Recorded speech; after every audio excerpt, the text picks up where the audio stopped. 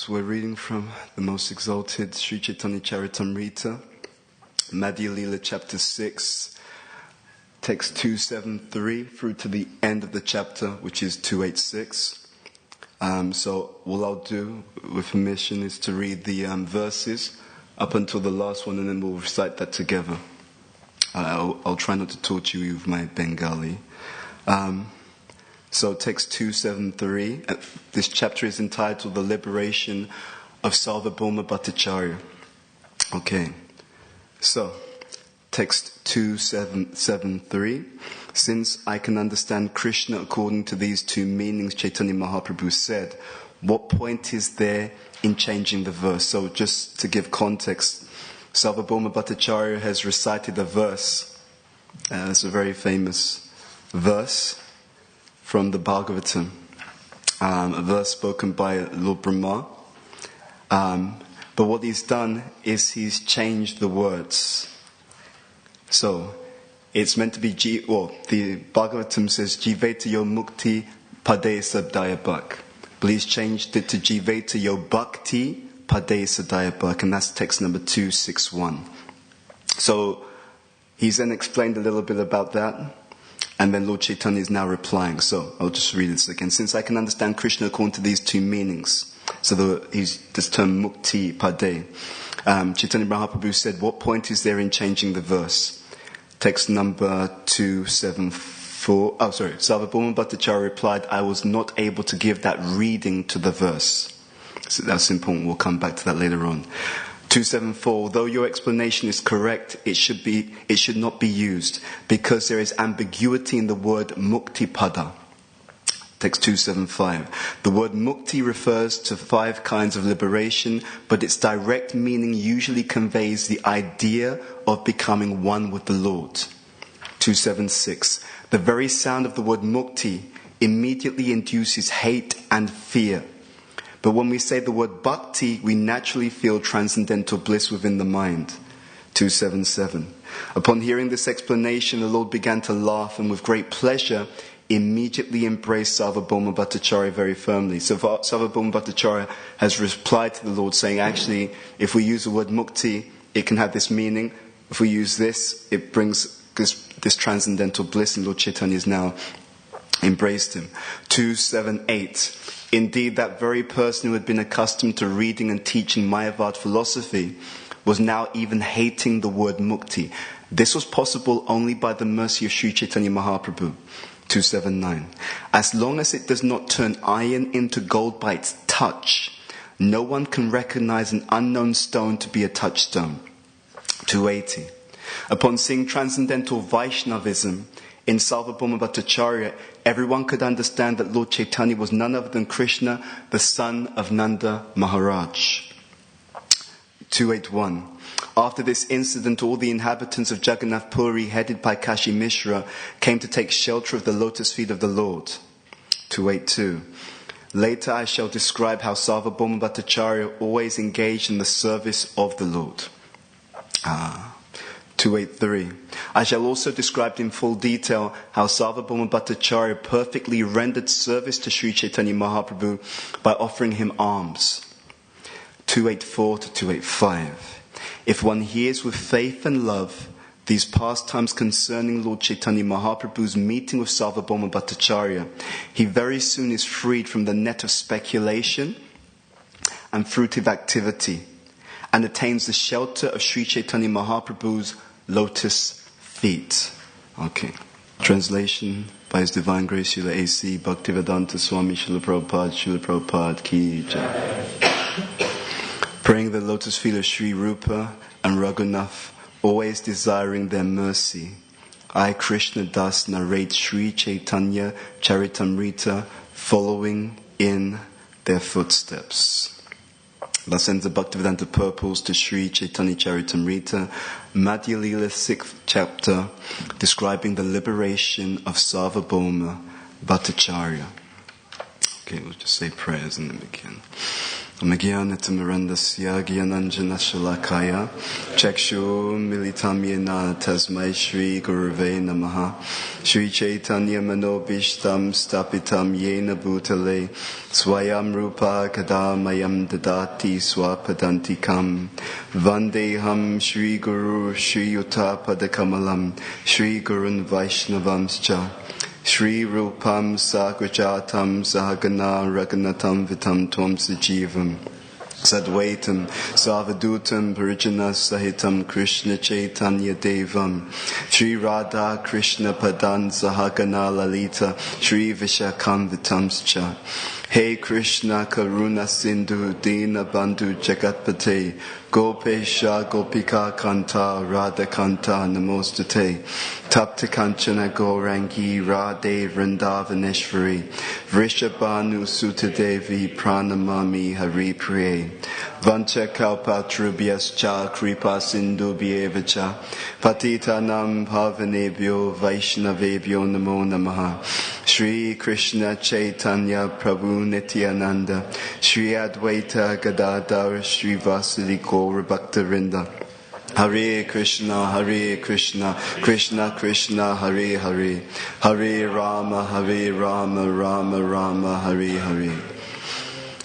Okay, so before we begin, we respectfully beg the blessings of all the Vaishnavas so that we can, by their mercy, be able to say something or speak something on this wonderful literature, Chaitanya Charitamrita.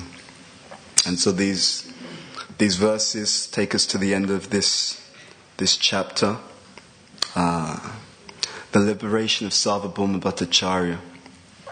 So Sarvabhauma Bhattacharya, in previous verses in this chapter, he's in discussion with Gopinath Acharya, and eventually it is actually explained that through that association and conversation, he receives the mercy of Sri Chaitanya Mahaprabhu, and in that way he gives up his misconceptions, his impersonalism.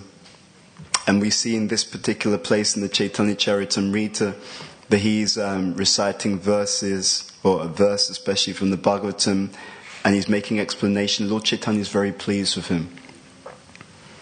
And this is our culture. And this is extremely important. See, more important than philosophy is the philosophy enacted through the culture. You have to see what is written on the page embodied in the devotees. It has various dimensions to it. One is it is preaching, actually. You can go around telling everyone that this is a great movement. You can go around telling everyone that they should become a devotee, but if the devotees are miserable, if they're unhappy, you will still get people, right? You'll get people, but you'll generally get people who have no other options. But the intelligent class of people, they'll look and see, okay, this is what you're saying, and then this is what you're doing. It is extremely unfortunate that in Kali Yuga that people say one thing and do something else. It is extremely unfortunate because it sets back the mission of Srila Prabhupada. And it's very easy to be done. Extremely easy to be done. And it can even be done with the teaching. Right? So sometimes devotees will say, oh, devotees don't cooperate. Right? Prabhupada said love and trust. Devotees don't cooperate. But what they really mean is I can't manipulate and control you. Right? You're not doing what I tell you to do. Right? So anything can be said. It can be said in the correct spirit, or it can be used in the wrong way. And it's a very, very important thing to understand. Sincerity means that there's a completion. There's an alignment between not just what is said. It's what is said and its purpose, right? This is what's there. This is how it's meant to be used. This is how it's meant to be applied. And when we take the teachings and apply it properly, then you have real culture. And in that real culture, you also have real faith. Because the teachings are so potent, that if they're applied sincerely, there will undoubtedly be transformation. And this chapter is giving that example. The liberation of Sarvabhauma Bhattacharya. In Krishna Lila, Sarvabhauma Bhattacharya is Brahaspati. Right? So he's the guru of the demigods. So in this Chaitanya Lila, he has been transformed from just speaking dry logic and philosophy to really understanding the Shastra, understanding who Lord Chaitanya is, and more than understanding, more than understanding is to serve and to please. And that is what we are actually witnessing in it here. And it's very interesting, even the exchange here. So Lord Chaitanya has said one thing. Since I can understand Krishna according to these two meanings, Chaitanya Mahaprabhu said, what point is there in changing the verse? And then Sarvabhauma Bhattacharya replied, I was not able to give that reading to the verse. One of the things that is so enlivening in the literature is just the heartfelt humility of the Vaishnavas. Isn't it a breath of fresh air when you're just around people and they're just humble? There isn't this kind of really silly and immature one-upmanship. You know, I've read one verse. Yeah, well, actually, I've read more verses than you have, right? Or I've done this. Yeah, I've actually done that. And you're just thinking, when are we going to grow beyond this? When will we finally become mature? It is so interesting. In the previous verses, so Lord Chaitanya has said to Gopinath Acharya, he's become this Sarvabhauma Bhattacharya. You've blessed him. They want to give the credit to each other. Isn't that amazing? They actually want to give the credit to each other. No one wants to take the credit. They're secure. But when we're insecure, then you get this really tamasic culture where we want to pull everyone else down because of envy. We still have this envy in the heart. And it's very, very interesting, because as long as you invoke anything in the lower mode, you can't have anything higher. Well, I was listening to something recently, and they were talking about, there was a devotee speaking about the paradox of the world. So, for example, if we live in a society, which we do, where there's so much emphasis on the body, right? Just trying to use images of the body to sell things and so on, then you invoke the mode of passion. And at the same time, the society will say everyone should look after each other and we should have societyship and cooperation and we should care for one another, which all belongs to the platform of the mode of goodness. So it's a contradiction. You cannot have something of a higher caliber if you invoke something of a lower platform. It's not possible. So this kind of mentality is childish. It's like people who are like children, and there's so many adults like children. It's childish. So what you want, whatever you want, you have to be of that caliber. You have to act on that platform to get it. People say we want community. Okay, how can you have community if you're selfish? Any contradiction there? Yeah, it doesn't work. So people who are intelligent, they just watch and see. Okay, if you want to have these relationships, these close relationships where people are there for each other and support each other, and you're envious, and you undermine other devotees, and you are, self-centered, then good luck. It's not going to happen. This is real community. It is such a deep exchange. And what are they doing? They're exchanging the teachings. They're nourishing each other with the mercy of the Lord. They take pleasure in seeing the other devotees grow and flourish. And if we want to overcome envy, this is how we have to become. Your success has to become my pleasure. Otherwise, there is absolutely no question of making real advancement. No question.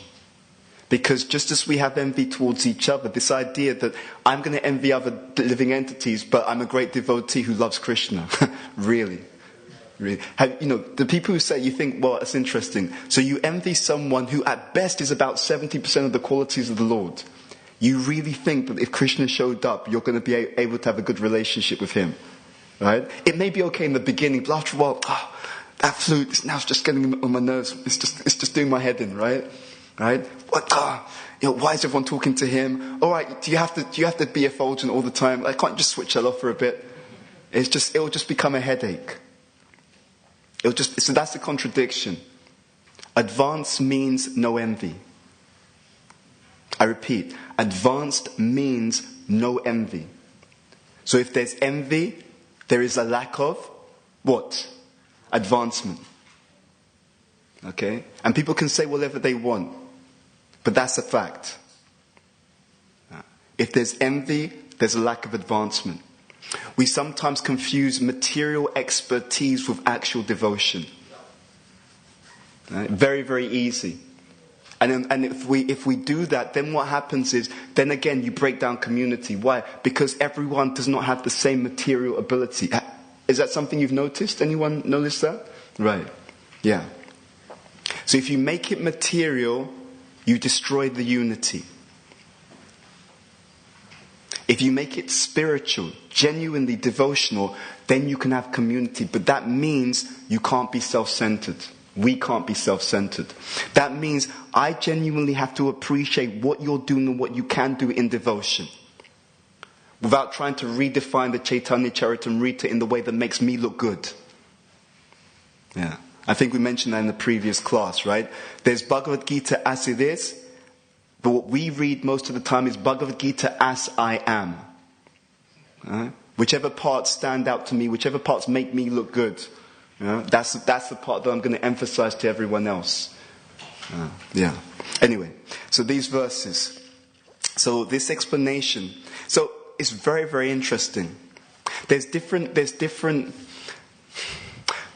The way that Prabhupada has translated the verses in the Shastra, it is brilliant, but it's much deeper than is obvious, because there's many different aspects to the translation. So, for example, you have direct meaning.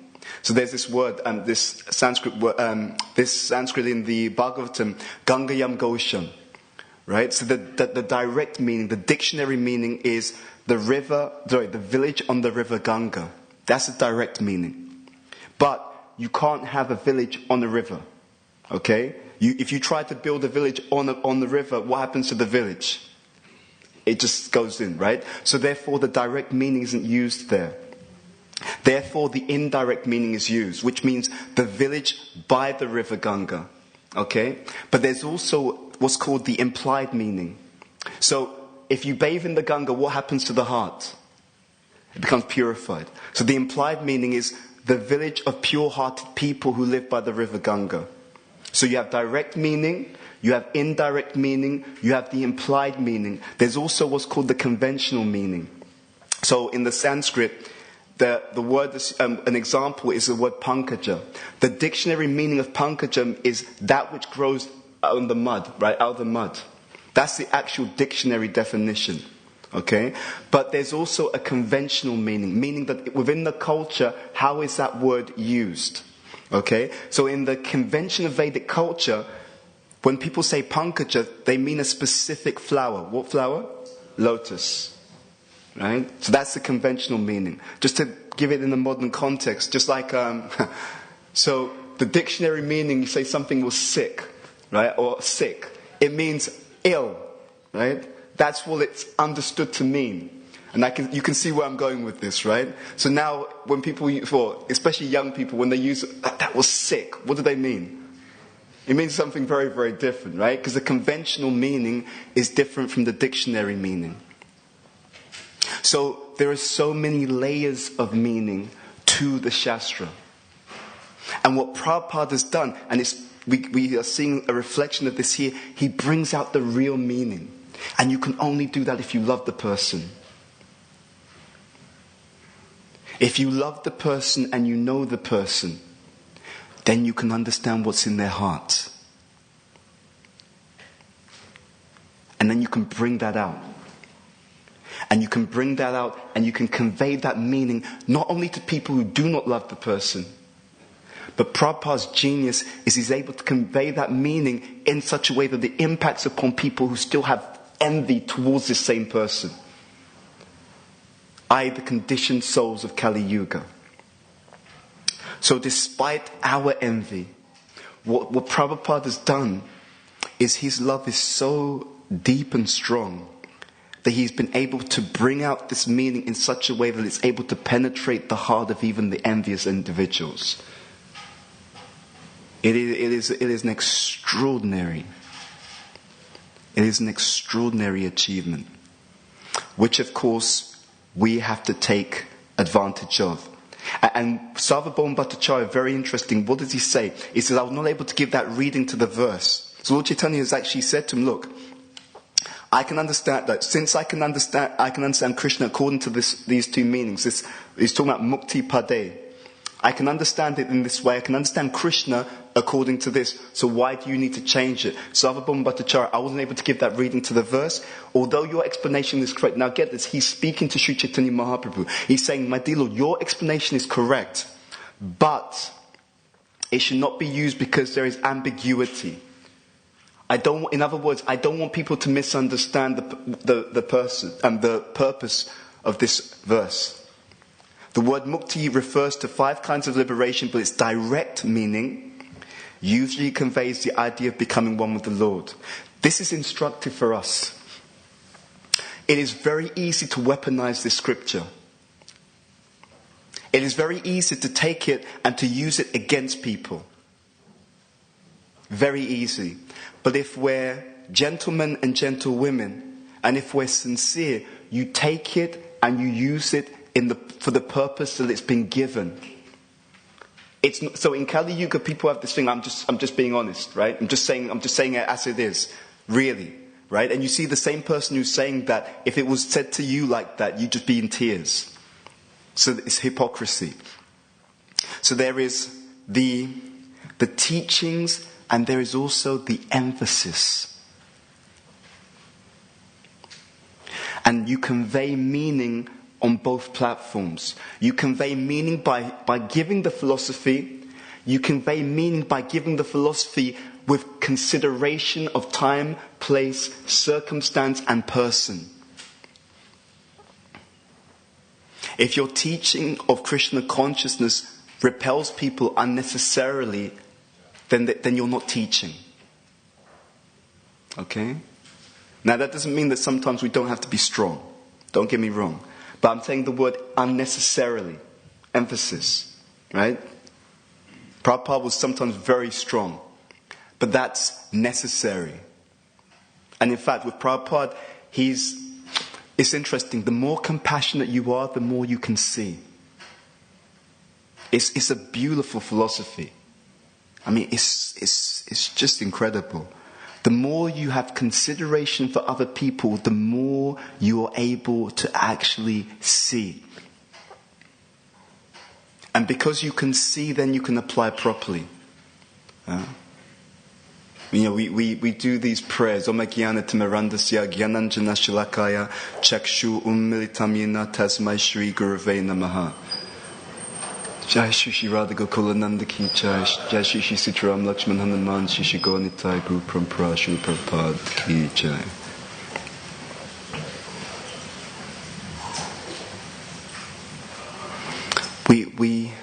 We offer respects to the spiritual master because he's destroying the ignorance within the heart.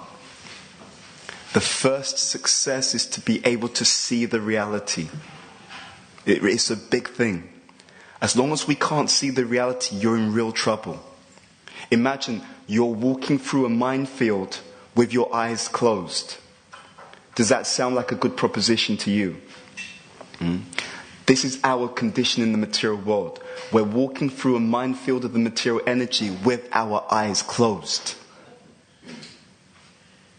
And these literatures, they're there to open the eyes. And the first thing you understand when your eyes are open is, I'm in a bad situation. This is a really padam yadvipadam natesham. This is a really dangerous situation we're in. And the material energy will take you out whenever she gets an opportunity, with absolutely no hesitation. So what do? We have to take shelter. It's not a question of fighting against Maya. There's no battle. It's you take shelter of Krishna or you lose. That's it. Right? That's it. There's no middle way, no other options. It's just Krishna or Maya. Right? Either you take shelter of Krishna and he escorts you back to the spiritual world, or you don't take shelter of Krishna and Maya will just knock you out. So we have to know, how do we take shelter? So we want that culture where we take shelter by receiving the blessings of the devotees, because by their blessings we will attain the mercy of the Lord. We're approaching Krishna through his devotees. I'm going to have to put the caveat there. Prabhupada, often when he talks about devotees, he actually means pure devotees. I remember I was giving a class at Soho Street, and we were talking, and the verse or purport was talking about the modes of material nature. And so I took the opportunity to point out that we're not above the modes. And I could see some of the new brahmacharis, they were shocked. I thought, what do you mean? I'm transcendental already. I was like, okay. I remember having that experience myself. Because it does say the devotees are transcendental to the modes. But Prabhupada's speaking about pure devotees. He's not speaking about me. I'm not transcendental to the modes. Right? I'm very much under the modes. So there are so many things like that, so many fine points to the scripture, so many nuances. So we have to be sincere. And if we're sincere, sincerity means what? It means, Krishna, I want to know you, I want to love you. I'm fallen. Right? People have this, in Kali Yuga, everyone wants to act like they're more than they are. But why? Has anyone ever been proud in their life? Raise your hands. Right. Has it ever helped you? Can anyone say that it was good, it helped me, it really gave me some lasting benefit? Not at all. There's a psychology to pride. When you have pride, you think that you're the center. We think that we're the center of the universe. Then we have false expectations of everyone else. You should be like this, you should be like that. You should just know me, right? You should just understand what I need, Prabhu. Really. But how do you know what everyone else needs? It leads to all these crazy expectations. And that is actually a nimitta. There's a whole science to understanding things by their symptoms. Whenever you see someone who's puffed up, you can understand their relationships are falling apart. And if they're not falling apart right now, they will fall apart later on. Because you can't have meaningful relationships if you're self-centered. Right? All that happens in Kali Yuga, two selfish people coming together, everyone's expecting the other person is going to do whatever they want. I'm going to lord it over you, and then the other person's thinking, no, I'm going to lord it over you. And then the breakdown in the relationship is, there's an issue. What's the problem? The problem is, you're not letting me lord it over you. Right? Yeah, what's going on here? So all of these things, we're meant to move beyond. We're meant to be cultured devotees. It is so that if you read, as we read Chaitanya Charitamrita, read it properly, you get drawn into these loving exchanges. And you're just looking there thinking, when can I have some exchanges with devotees who are like this? When can we just sit down and we can just talk, just tell me about Krishna? Right? How are you practicing devotional service? What realization has Krishna given you? Okay, what have you read? Oh, I've read this wonderful pastime. Krishna was doing this, Krishna was doing this. What have you read about? Oh, that's so beautiful. Like, help me to understand this. These real loving exchanges. And if that's there, then you know what? The pain of the burden of these modes, they just lift off. They lift off in the association of devotees who are engaged in Krishna Katha. And then the movement and the preaching really grows, but in a deep way. Right? Because otherwise it's easy to do preaching and you're really after your own prestige. Right? And how do you know that? You know that because you're prepared to stab other people in the back for your project to work out. That's how you know. Right? So then you see, subtly, it's no longer, let's do as much service for Prabhupada as possible. It becomes, I need to get my prestige, your competition, so we're going to make sure that you fail so I can succeed. So it's become material. Any arguments against that? Right, good. It's become material. And that's what goes on. So, if we try to take advantage of what's been given, life becomes very different. I mean, there's so much sweetness to these verses. So, just look at this. This is text number 279. As long as it does not turn iron into gold by its touch, no one can recognize an unknown stone to be a touchstone. I remember reading something. It was something that my spiritual master had mentioned. He said that when you're doing devotional service, it's in one of the books, he just said, the person who's sweeping the floor, if they are sweeping the floor with devotion, they are doing so much more to bring blessings into the environment than even the person who's maybe on the Vyasasana giving the class or on the altar. So again, it's that mood. If you do something wonderful and you think it's you, you're in trouble. Because when I claim that it's me, i.e. I am the controller, I'm the doer, Krishna says, okay, great. Good luck. You keep doing it. You're God. Good luck. And without Krishna's mercy, everything falls apart. But if the mood is different, if the mood is, you know what, whatever it is, whatever we seemingly achieve, it was due to the mercy of the Vaishnavas. Right? And not just as an ISKCON cliche, by the way. Oh, yes, it was Gurudev. Oh, it was Gurudev. You know, but actually, we really know who did it, actually. Right? No, not like that. If you can mean it in the heart. These verses are so beautiful because they're just so touching. You can pick up something. They're so touching. Lord Chaitanya Mahaprabhu wants to give mercy and give the credit to his devotees. The devotees want to give credit to the Lord. There's none of this selfishness. And it's from the heart. They really mean it. And therefore there's so much strength. There's so much joy. There's so much inspiration and enthusiasm to keep serving when you serve with devotees who are like this. And then you don't have to give a seminar on community. Right? You don't have to give it, this is community. Right? You don't have to talk about community. Because you see, these people are already in community. And this is attractive. So, this verse, as long as it does not turn iron into gold by its touch, no one can recognize an unknown stone to be a touchstone. Next verse, upon seeing transcendental Vaishnavism in Sarvabhauma Bhattacharya, everyone could understand that Lord Chaitanya was none other than Krishna, the son of Nanda Maharaj. Because he's transformed this person in this way. And they all are just in ecstasy about Lord Chaitanya delivering this individual. Oh, this is so wonderful. Lord Chaitanya has delivered this individual.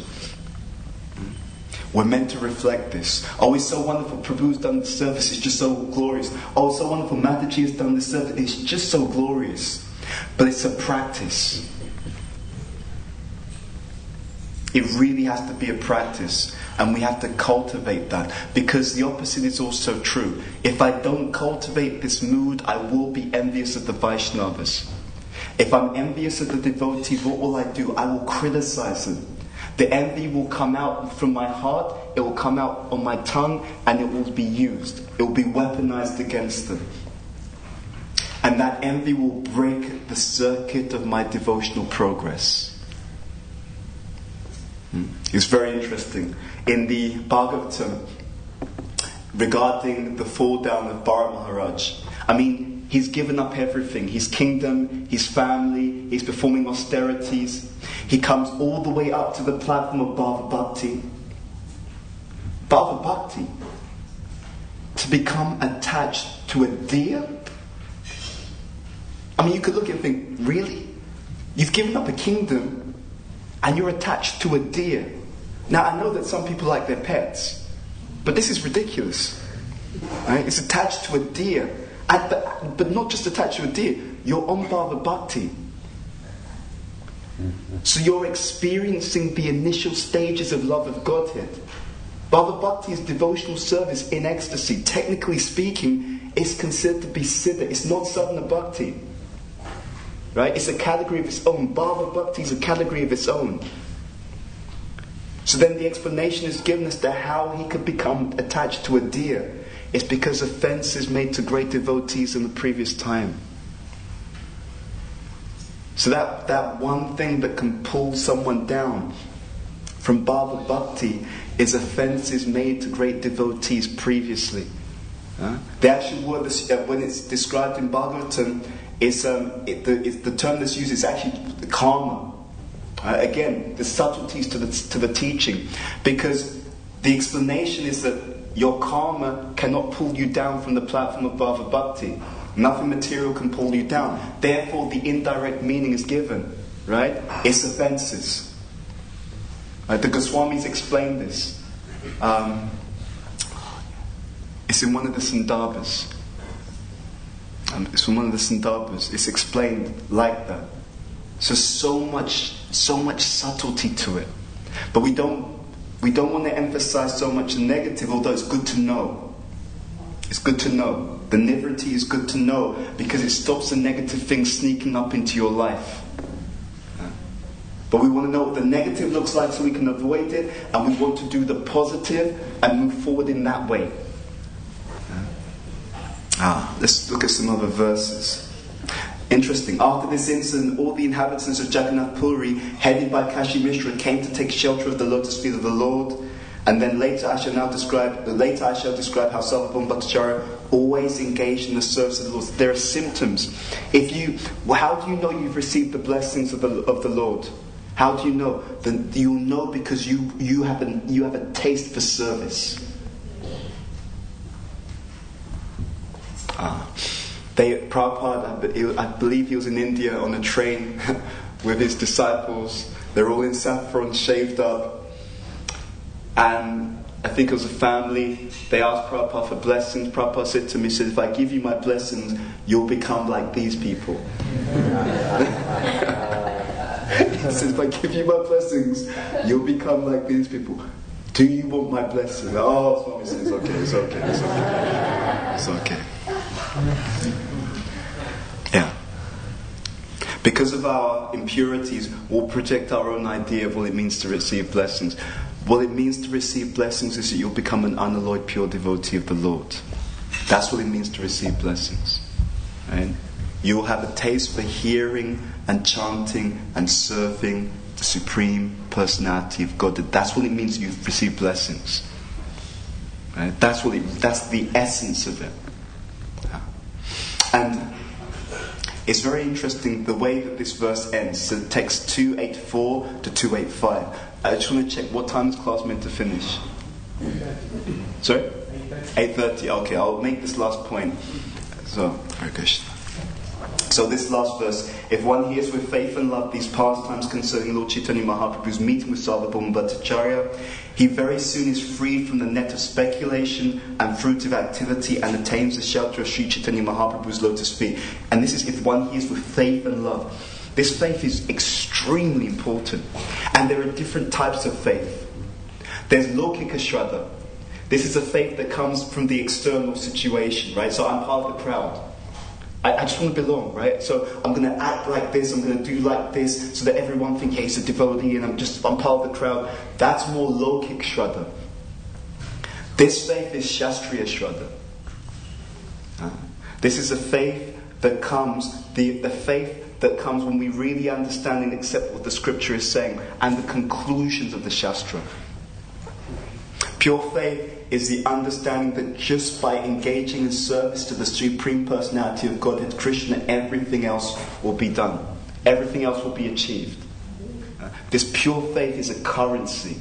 And the more pure faith an individual has, the more advanced that they actually are. It is the fuel of the entire journey. And our job is to protect our faith by our sincere service and our sincere association. And look at what's being said here. If you have that currency, then when you read, what do you gain so much more? When our faith is built up, it manifests in one form. It manifests as surrender. The more I have faith that there is a supreme person who loves me beyond my wildest imagination, who actually is in control of everything. The more I have that faith, then life becomes a very sweet exchange. If I know Krishna's behind everything, then literally everything that's happening to me, there's a reason for it. Right? Everything. And there's a loving, affectionate reason. Even if it's negative, there's some higher purpose.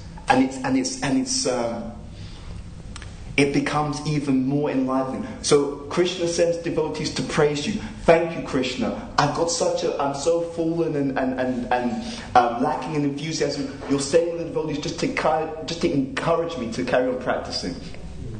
Krishna sends the devotees to get on your case. Ever happened to anyone? Right. He sends devotees to get on your case. Thank you, Krishna. You know I have a big false ego, and if I don't have my false ego minimized, I will not be able to continue in this devotional service.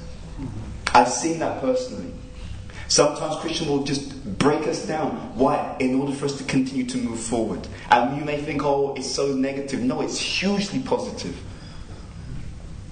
Because you'll see sometimes that when the individual doesn't become humble, that pride comes before a fall. Yeah. So there is no such thing as a lack of mercy, because Krishna is always there. We're really fortunate. What I would like to encourage you to do in your life is try to understand with humility why Krishna allows certain situations to come into your life experience. Right? Try to really understand that. Right? What are you trying to teach me? And don't just take your own intelligence. Consult Guru, Sadhu, Shastra. And try to understand the loving exchange of Krishna in your day-to-day life. I'll just share this and we'll stop. Is that with permission, just to go over just a couple of minutes? Or is that okay? Yes. Yeah? Okay. So it was something I was listening to yesterday. And they were just talking about how in life you can see you have different situations. And I had it was just really wonderful experience. I was remembering the instructions I'd been given by my teachers.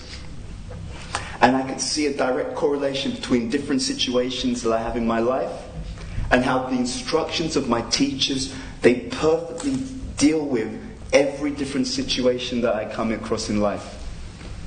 And I was just feeling so much gratitude that just through the association of Krishna's devotees, these constant miracles are coming. So in life you may have to go through these situations, you should act like this.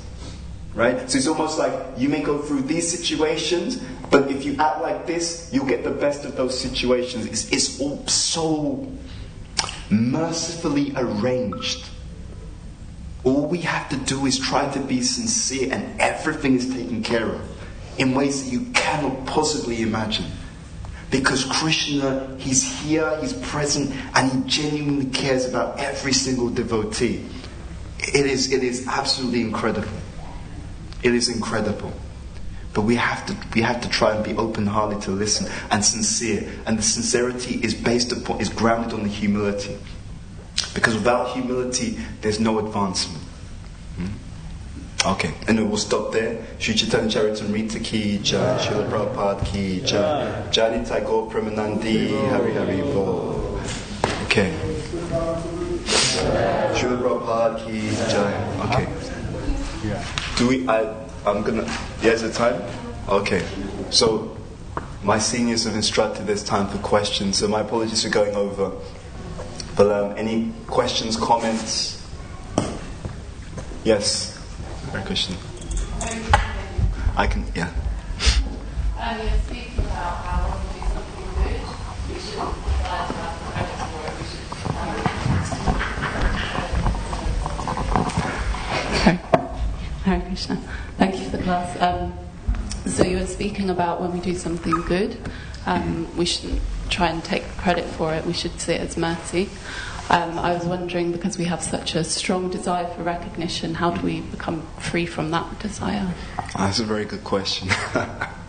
So, everyone heard the question? We have such a strong desire for recognition. How do we overcome that desire? There's many ways to think about that question. The first thing that comes to mind, devotional service must be unmotivated and uninterrupted in order to completely satisfy the self. Let's be very honest, often as devotees we're unhappy. I've never heard it spoken about in the class, but I'm going to speak about it. Often devotees are unhappy, which actually means we're not necessarily performing the devotional service as well as we can.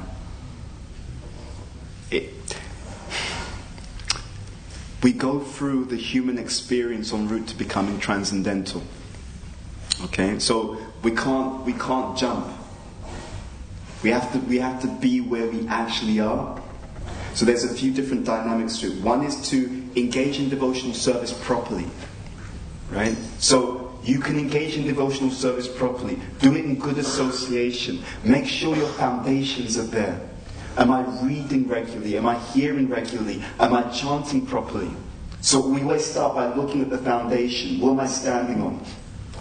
Am I associating properly? You should try to associate with devotees who inspire you.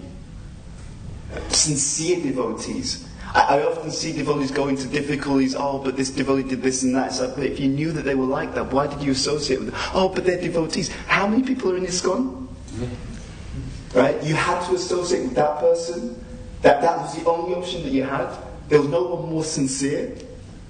Yeah, who are you associating with? You should go looking for real association. And if they're critical, they're always negative, they take you one bad sign. If you see a devotee who takes joy in putting other people down, get the hell away from that person.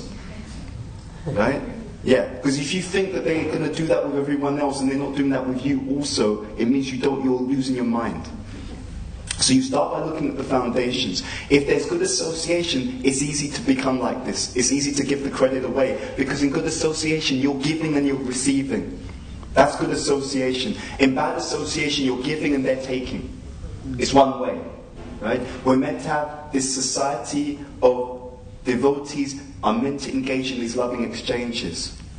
Prabhupada directly explains that in the Nectar of Instruction in the purple. He's built the society for that purpose. So you find devotees you can sincerely have these loving exchanges with. You can reveal your minds. You don't have to fake Krishna consciousness. Yeah, I really become disappointed when I see these cultures within our movement where people are being fake or it's pretentious, right? And they're doing it because I can't trust this person, they can't trust me, so everyone's going to pretend while they're suffering. And you just think, like, when can I just get away from this? Right? So in real association, everyone's hankering for that, but we have to become that for other people.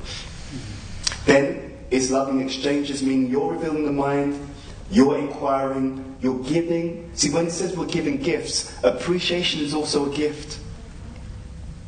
So what we're really looking for is devotees who we can have these genuine, Krishna-centered, heartfelt exchanges with. Then the question will never even arise about recognition.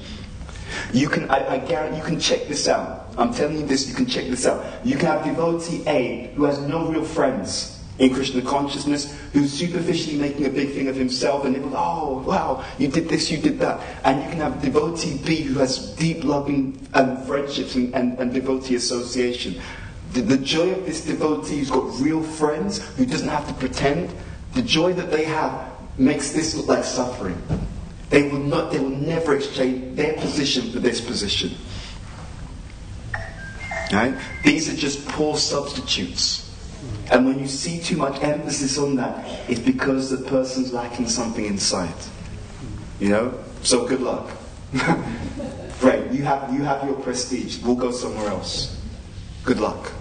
That's how it works. So find devotees that you can have these real loving exchanges, Krishna-centered exchanges, who you can genuinely encourage and infuse, and who also reciprocate in that way.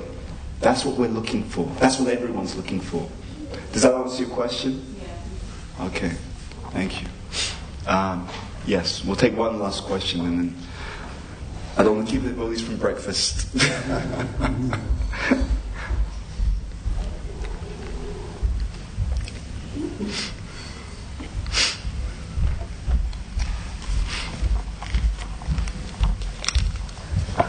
Thank you for the class, Rob.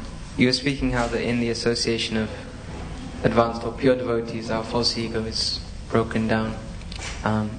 If we don't constantly have that association, is there other ways that we can be working on helping to break down our false ego as well? Yeah, I mean, but the essence of it is to be honest. I mean, I know in my own life so many mistakes I've made, so many mistakes. Like, but what's the problem? It's just that's normal. Like, why is that an issue? You know? And if you remember that, then how are you going to feel proud? You see all these devotees, they've given up so much to be Krishna conscious. Why do we want to lord it over them? Why? What is to be gained by lording it over the devotees? You know? Isn't it, would you not be happy? Does it not make more sense to serve them? Doesn't it? And if we just look in our hearts, we see so many faults. Why would we be proud? It doesn't make any sense. Yeah? So it's about being humble, and it's about recognizing our actual position. And if we recognize our position, we'll always feel the gratitude. So there's two things. There's a sense of entitlement, and there's a sense of gratitude. If I think I'm something special, I become entitled. And then you know it stops you experiencing Krishna's affection, because whatever you get, you think, yes, I deserve it. In fact, I deserve even more. Come on, Krishna, hurry up. Come on, devotees, recognize all this kind of stuff. This is entitlement. So because of the false ego sucks away any experience or realization of love. But if there's a mood of humility, I'm nothing, then everything is gratitude. They give you a hard time, gratitude. Krishna's so kind. People encourage you, gratitude. Because I know I don't will. Because we try to understand we don't actually deserve anything. Yeah? So that's how we can help to dismantle the false ego. And it's not a philosophical kind of gymnastics. It's logical. It's logical. We don't own anything. We didn't make the Krishna consciousness movement. We didn't create these temples or anything. They are here as a facility that we're taking advantage of. We didn't create the philosophy. Someone else created the philosophy. Prabhupada came by himself to give this to other people. He came to give only. He didn't expect anything, didn't take anything, he just came to give. So we're living off someone else's mercy. What is there to be proud of? Like, what can I say that I've done? Okay, you gave the class. Who gave the books? Was it you? Someone else's philosophy. You're repeating what you've heard from other people. Someone else wrote the books. Someone else made the books. That philosophy came from God himself. So what is there to take credit for? Okay, we do a project. Okay, did you do it by yourself? No, there were so many other people. Okay, so the result is actually everyone else, not you. Okay, great. Right? How did you get the opportunity to do the service? Okay, someone else gave me the opportunity. Okay, so what are we proud of? It's like you look at it and okay, I came to Krishna consciousness. How did you come to Krishna consciousness? Someone gave me a book. What are you proud of? Yeah, if you look at it honestly, there's never anything to be proud of. It's just that because we're proud, we take the credit for something that's someone else's credit. And if you trace it back logically, it always comes back to Guru, to Prabhupada, to Krishna. It always comes back to them. It's always someone else's credit. Right? You have a realization, okay, I remember coming into class, Mother Kalangana's in the class. Right? Why is she in my class? Because she's actually advanced. Right? So neophytes, I can't come to the class because they're junior, etc. All the advanced devotees, they just want to relish the teachings. Right? So advanced means humble. Therefore, if they're actually advanced, they can come and hear from anyone because they're actually advanced. We get it the other way around. Oh, I'm too good for this. I only come when Guru Maharaj is giving the class. Yeah, really. Yes, we have the whole thing backwards. And as long as we have it backwards, nothing goes into the heart. And then you see the devotees, we have it backwards and we're empty. Empty means we're unhappy. Yeah, but the sign that you're doing it properly is you feel some joy.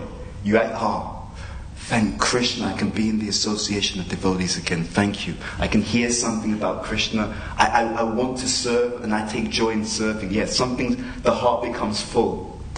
Right? And it's not me. It's exactly what's stated. This ahoitukiya pratiyata yatma suprasidati, in order to completely satisfy the self. Right? So we can pretend to be something, or we can be actually joyful in serving sincerely, selflessly.